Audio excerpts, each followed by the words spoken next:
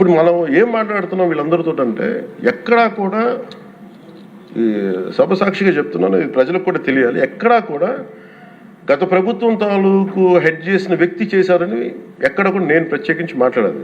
నేనేం చెప్తాను, టీటీడీ పాలక మండలి బాధ్యత ఇది.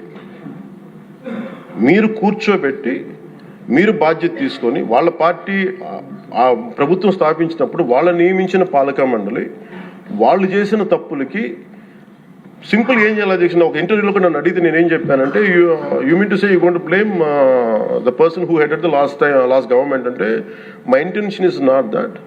My intention is always to say that who did this, who are the perpetrators. A perpetrators is more or less they are the TTD board. Let them be accountable for that. ఎక్కడా కూడా నేను ఈ వ్యక్తి గురించి మేము మాట్లాడలేదు, ఎందుకంటే డైరెక్ట్గా ఇన్వాల్వ్మెంట్ ఉందని మనం చెప్పట్లేదు అది, ఎందుకంటే వాళ్ళు నియమించిన బోర్డు ఇది.